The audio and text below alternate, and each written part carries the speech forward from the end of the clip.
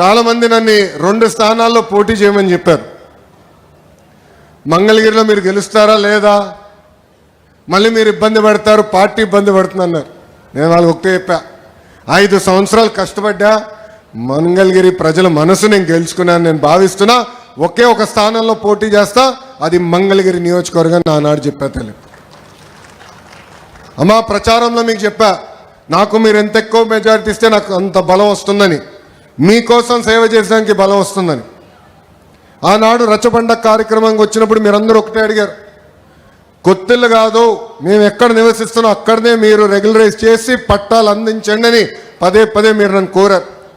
మీరు అన్నారు దశాబ్దాలుగా మేము ఇక్కడ నివసిస్తున్నాం, మాకు బంధువులు స్నేహితులు పని అంతా ఇక్కడనే ఉంటుంది, మళ్ళీ మీరు తీసుకెళ్ళి ఎక్కడో మూలలో పడేస్తే మళ్ళీ ఆటోలో రావాలో వేరే వాహనాలు రావాలి, మాకు చాలా ఎక్కువ ఖర్చు అవుతుంది, మేము ఎక్కడున్నాం అక్కడనే కల్పించండి అని మీరు కోరారు.